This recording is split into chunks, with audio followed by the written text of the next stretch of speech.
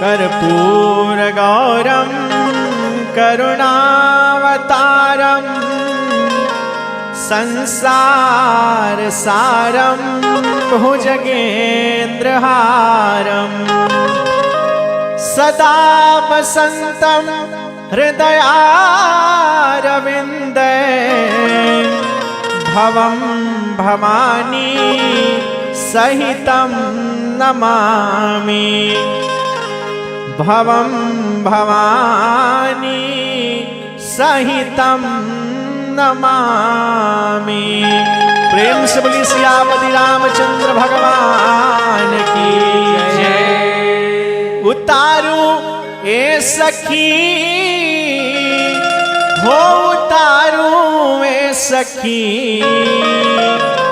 ए उतारू ए सखी हो उतारू ए सखी तो राजा राम जी के आरती उतारू ए सखी राजा राम जी के आरती उतारू ए सखी राजा राम जी के आरती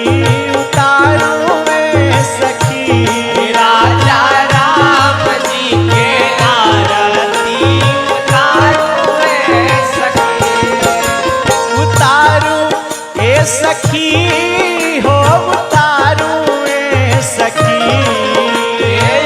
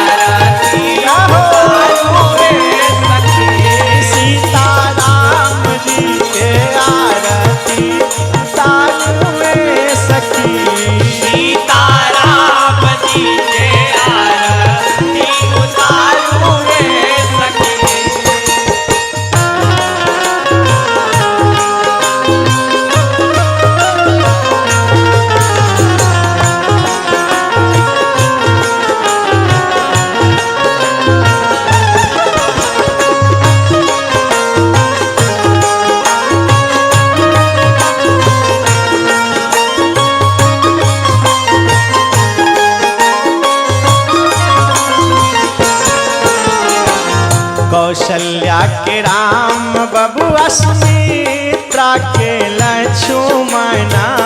कौशल्या के राम बबुआ सुमित्रा के लक्ष्मणा कौशल्या के राम बबुआ सुमित्रा के लक्ष्मणा कौशल्या के राम बबुआ सुमित्रा के लक्ष्मणा कैकई के भरता भुवाल सखी आहे कैकई के भरत भुवन सखी सखी हो कैकई के भरता भुवाल सखी जी कैकई के भरत भुवन सखी राजा राम जी के आरती तारुए सखी राजा राम जी के आरती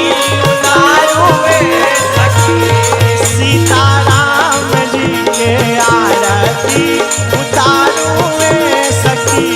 सीता राम जी के आरती उतारुए सखी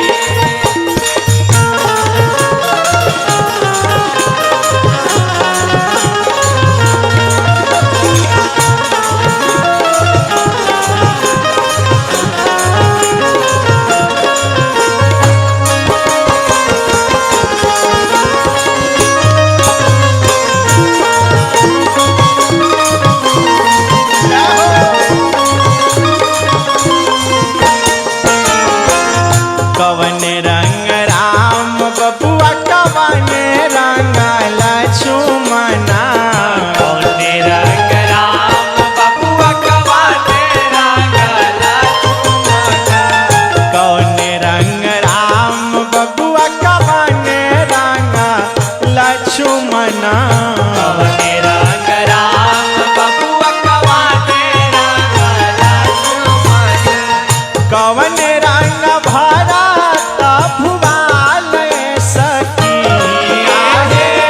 कौने रंग भरत भुवन सखी सखी हो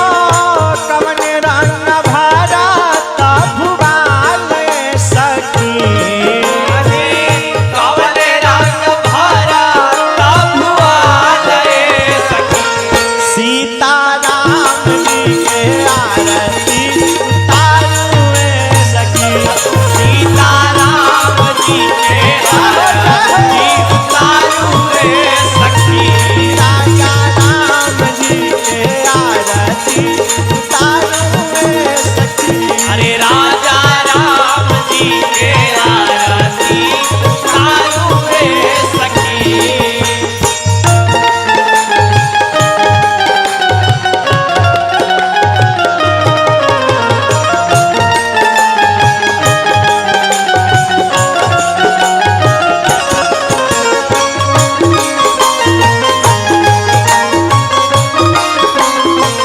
जय हो